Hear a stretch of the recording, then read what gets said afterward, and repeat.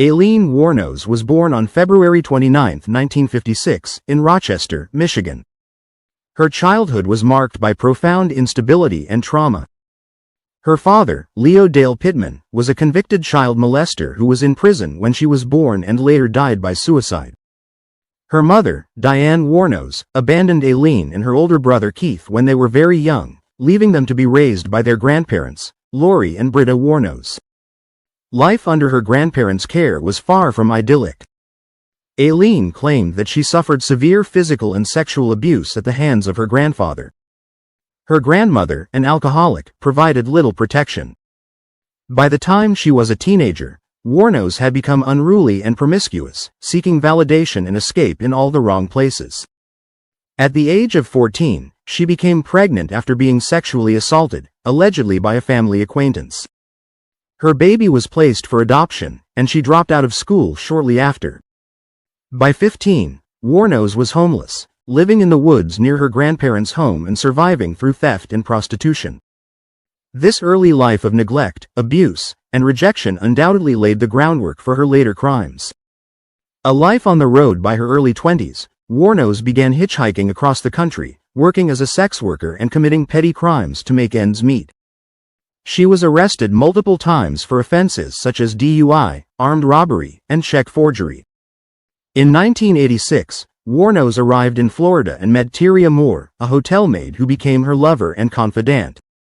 Their relationship was passionate but tumultuous. Despite their love for each other, financial struggles plagued their lives. Wuornos continued to rely on prostitution to support both of them. The killing spree between 1989 and 1990, Wuornos embarked on a murder spree that left 7 men dead. Her victims were mostly middle-aged men who she claimed had either solicited her services or picked her up while hitchhiking. Richard Mallory, November 1989. Mallory, a 51-year-old electronics store owner, was her first known victim. Wuornos claimed Mallory had brutally raped her after picking her up. In what she described as self-defense, she shot him multiple times. His body was later found in a wooded area.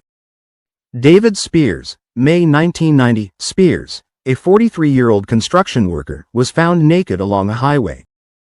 He had been shot 6 times. Charles Carskadden, May 1990. A 40-year-old part-time rodeo worker, Carskadden was shot 9 times, his body abandoned in Pasco County. Peter Seams, June 1990.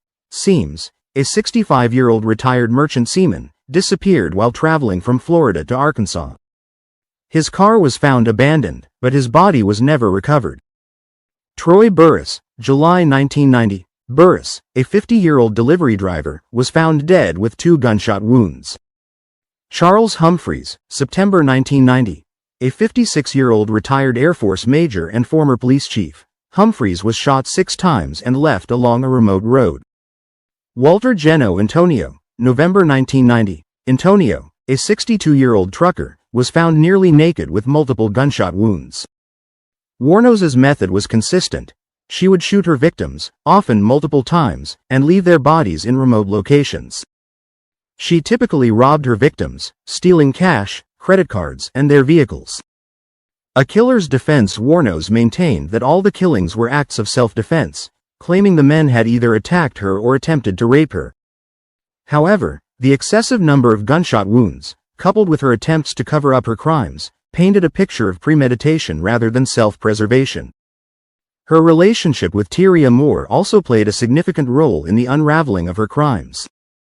The couple had been seen using stolen vehicles and credit cards belonging to some of the victims. When police apprehended Moore, she agreed to cooperate in exchange for immunity. In a damning twist, Moore helped the police obtain a taped confession from Wuornos by speaking with her on the phone and urging her to come clean. The arrest and trial. Wuornos was arrested on January 9, 1991, at a biker bar in Volusia County, Florida. Her trial for the murder of Richard Mallory began in January 1992. During the trial, the prosecution highlighted Wuornos's criminal history and the calculated nature of the murders. The defense, however, sought to portray her as a damaged individual who had been driven to violence after a lifetime of abuse and exploitation. Wuornos herself took the stand, recounting her version of events with brutal honesty. Ultimately, the jury was unconvinced. Wuornos was found guilty of Mallory's murder and sentenced to death. She later pleaded no contest to the murders of 5 other men, expressing a desire to get right with God. She received 6 death sentences in total. The final years Wuornos spent over a decade on Florida's death row. During this time, she became a controversial figure, with some portraying her as a victim of circumstance and others as a cold-blooded killer. Documentaries and films about her life, including the Academy Award-winning movie Monster, 2003, starring Charlize Theron, brought her story to a wider audience. Wuornos herself participated in interviews, offering conflicting accounts of her crimes and motivations. In her final years, Wuornos became increasingly paranoid, claiming that prison officials were tampering with her food and conspiring against her. She waived her remaining appeals, insisting she was ready to die. Execution on October 9, 2002, Aileen Wuornos was executed by lethal injection at Florida State Prison. Her last words were as unsettling as her life. "I'd just like to say I'm sailing with the Rock, and I'll be back like Independence Day, with Jesus. June 6, like the movie, Big Mother ship and all. I'll be back." Legacy Aileen Wuornos remains a polarizing figure in American true crime lore. Some view her as a tragic product of a broken system, a woman failed by her family, society, and the justice system.